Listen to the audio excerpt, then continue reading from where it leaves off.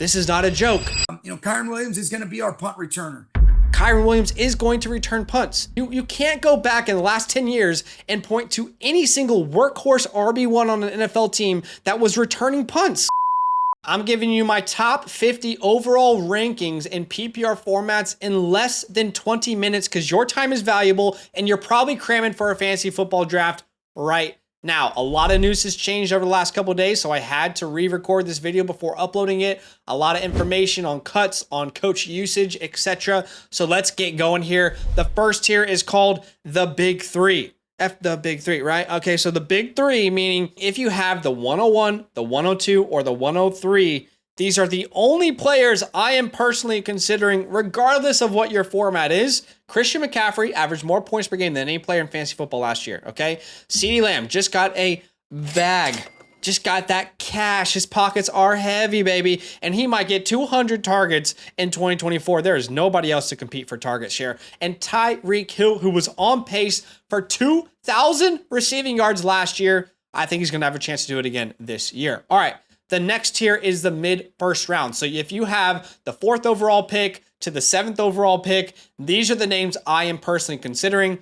Ja'Marr Chase, Amon-Ra St. Brown, Bijan Robinson, and Breece Hall. Hey, are you in a half PPR? Then put Bijan and Breece ahead of the wide receivers. Are you in a full PPR? Well, then I'm probably going to put the wide receivers ahead of the running backs.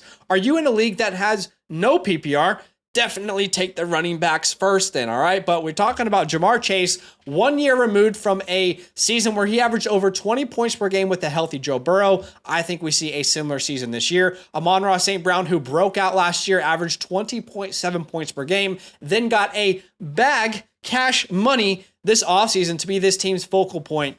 Bijan Robinson, wildly misused last year, top 10 draft pick, but the bad man Arthur Smith is gone and a whole new coaching staff is in. And this coaching staff has told us they want to use Bijan Robinson the way San Francisco uses Christian McCaffrey.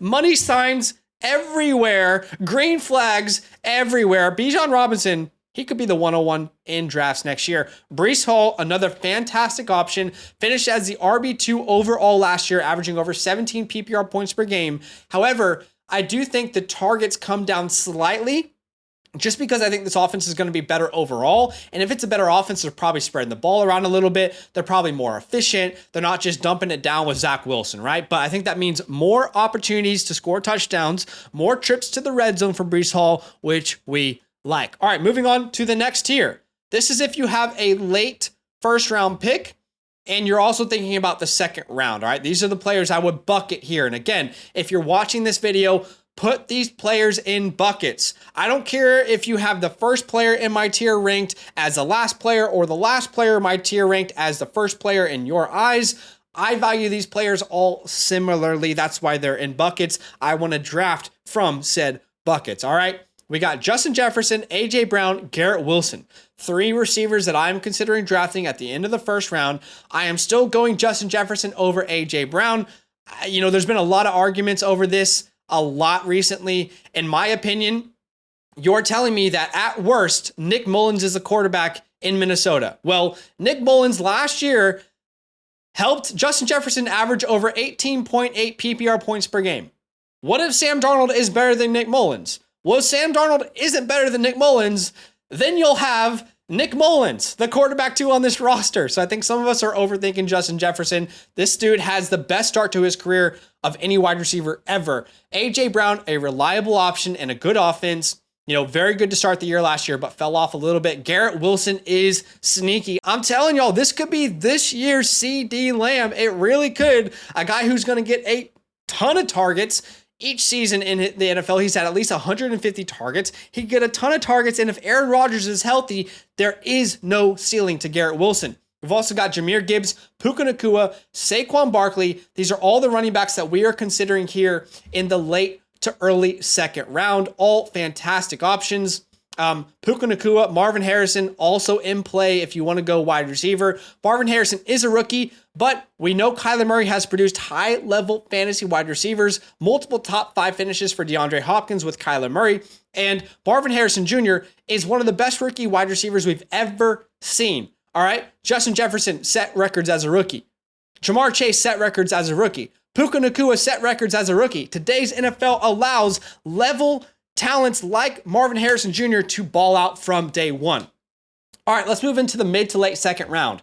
This is if you're in like the 204 to the 212 range of the second round of a fantasy draft. All right, we're going to have a run of running backs in Etienne, Henry, and Taylor. Now, there is a faller in this tier that we'll talk about. All right, but those are three running backs that I believe will be workhorses on offenses that I like. And Derrick Henry, I think he could lead the league in rushing touchdowns. For Etienne, I think he's going to be more involved in the air than people realize. Nobody in that backfield worries me about taking opportunities away from him. For Jonathan Taylor, can he stay healthy? Because if he can, he will smash.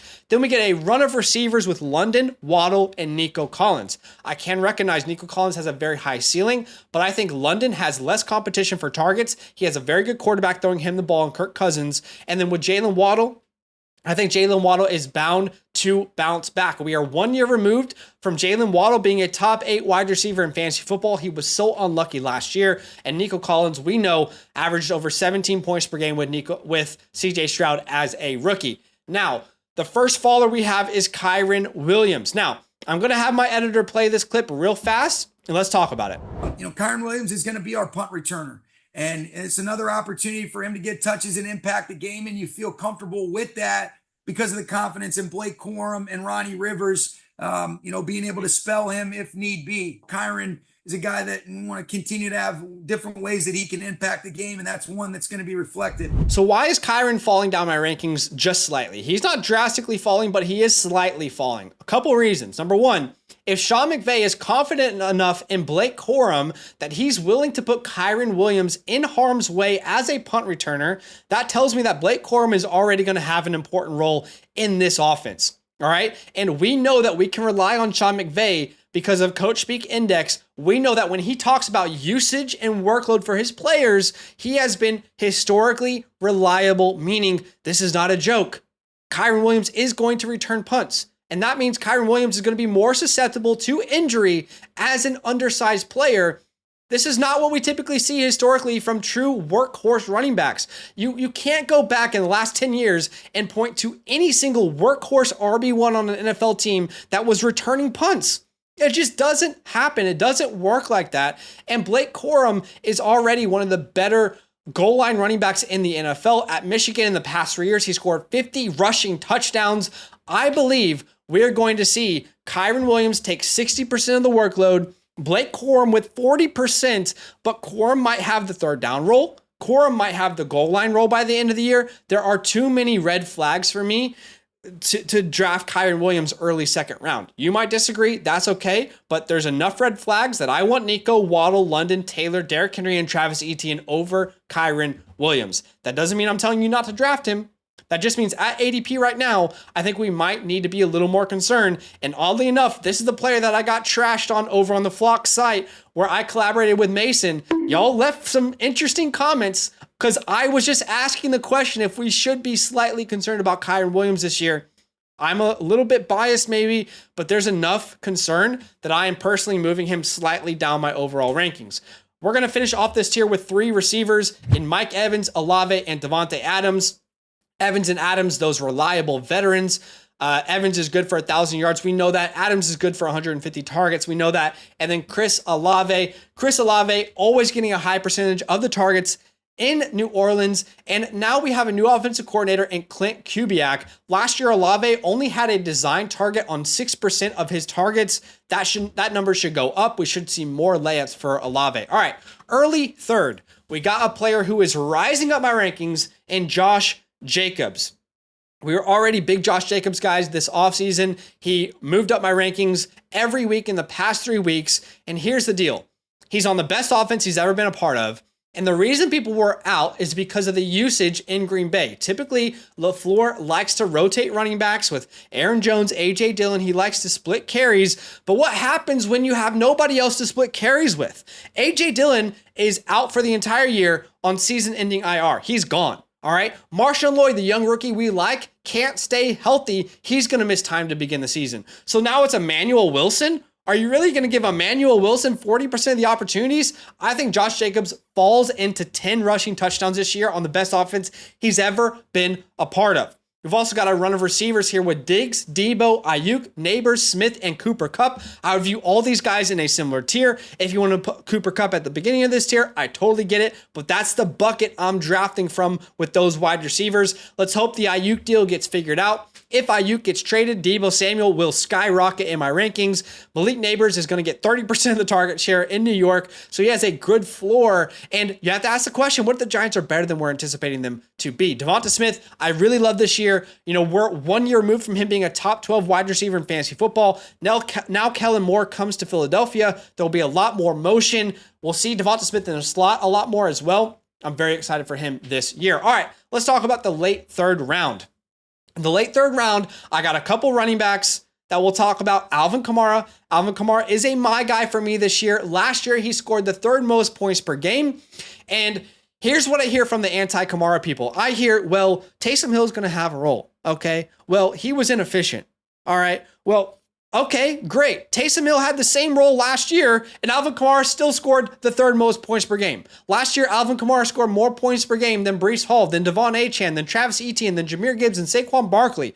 What are we talking about? Like, who are you worried about in that backfield? Kendre Miller cannot stay healthy to save his life. Jamal Williams is a jag. Alvin Kamara is probably going to lead running backs in targets this year, and you guys are letting him fall to the fifth round. I have a third round grade on him. Now, if you're looking for where players are going to go, ADP is going to be different, but this is my rankings, how I would value these players. We've also got Isaiah Pacheco, who was very good last year, top 15 finish, averaged over 15 points per game. And now he's going to be on an offense that's going to be even better. More trips to the red zone. Devon Achane. I recognize that Devon Achane has the highest ceiling of any player in this tier, but I also think we need to recognize the floor that exists. The floor that exists is that he gets injured because he's an undersized player. The floor that exists is Raheem Mostert's a better value, and that's something that we have to recognize. I know Achane's great. I know he's explosive, but I can't take him over some of these other names. And then we got a run of tight ends in Travis Kelce and Sam Laporta. Travis Kelce actually outscored Sam Laporta on a points per game basis last year, but Laporta still best rookie tight end season we've ever seen. He is a safe bet, and tight ends are so reasonably priced this year. It's crazy. You've never been able to get a top tier tight end this cheap in a fantasy draft before, ever. And speaking of tight ends, let's go to the early fourth round where we see some quarterbacks and some tight ends, Josh Allen, Jalen Hurts, and then a run of tight ends, Mark Andrews, Trey McBride, and Dalton Kincaid. I do not want to leave my draft without one of my top 6 tight ends in fantasy football this year. That is Travis Kelce, Sam Laporta, Mark Andrews, Trey McBride, and Dalton Kincaid.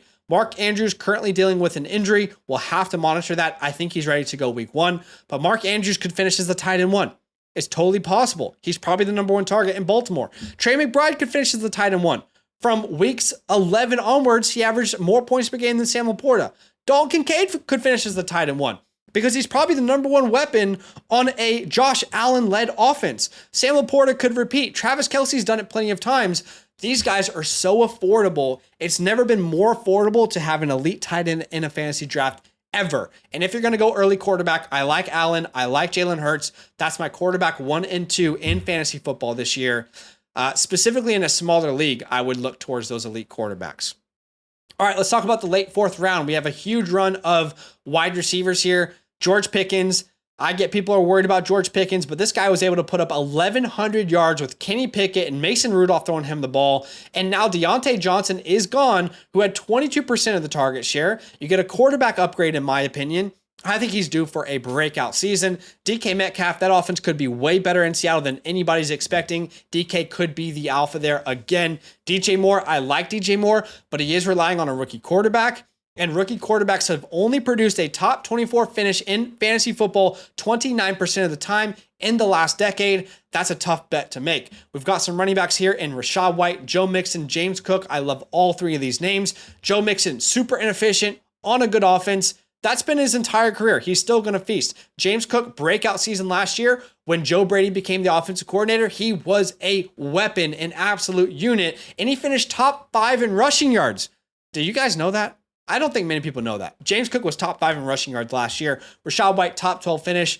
Still going to be the guy. There's no one in that backfield that really concerns me. And we're going to finish off this tier with a my guy. I would place a late 4th round value on Rashee Rice, who from week 11 onwards was scoring over 17 points per game in fantasy football. I've said this many times, but I believe Rashee Rice is the cheaper version of Nico Collins in fantasy football this year. What do I mean by that? Well, what I'm trying to say is elite quarterbacks. All right, Mahomes, CJ Stroud. Crowded wide receiver room. In Houston, you've got Tank Dell, you got Stephon Diggs, you got Nico Collins. In Kansas City, you got Hollywood Brown, Xavier Worthy, Travis Kelce, Rashee Rice. But you got a young player who dominated last year when they were a starter. That's Rashee Rice. I think he's a cheap Nico Collins this year. And the last thing we'll talk about here, my top 50 is the fifth round, where we have Tank Dell, who, when Tank Dell was a starter, averaged more points per game than Nico Collins. A lot of people don't want to talk about that, but it is true. We've got those elite quarterbacks in Mahomes and Lamar Jackson. Mahomes could throw for 50 touchdowns this year with the wide receiver room that he has. Kyle Pitts. This is the last tight end that I really, really want to leave a draft without. Remember, the last time Kyle Pitts had even decent quarterback play was his rookie season, where he set records. He had 1,000 receiving yards as a rookie tight end. Very, very rare. Even Sam Laporta couldn't accomplish that. And then we've got a run of receivers here. Michael Pittman. Michael Pittman is your security blanket. This is not exciting. This is not hot. All right. This is just old, reliable Michael Pittman. Doesn't have a top 6 ceiling. Definitely won't finish outside the top 30. All right. Then we've got Amari Cooper and T. Higgins, who are very reliable players as well. If T. Higgins can stay healthy, he's got a top 12 ceiling. We all know that to be true. So that is my top 50. Let me know what you guys think in the comments below. Agree or disagree. I'd love to hear your opinions. And by the way, if you want to know exactly what player I would draft every time you're on the draft board, maybe you just want a second opinion, then you can go ahead and unlock our cheat sheet on the Flock Fantasy website. It's got positional rankings. It's got my guys, boom busts, fades, sleepers, and more. All you got to do is become a Mother Flocker member with the promo code LAND. All right. If you become a yearly member, we will also review your team. I'll review your team right after you finish drafting. You can upload it. I'll tell you what direction you should go. I'll give you a grade, and we'll kind of try and get better in the league that you are in. So I appreciate you guys hanging out. See you very soon. Go kill your drafts. All love. Now that those idiots are done talking, who needs some rankings? Hell yeah, I need some rankings. Then use promo code LAND, LAND, for 30% off any membership at flockfantasy.com. Oh.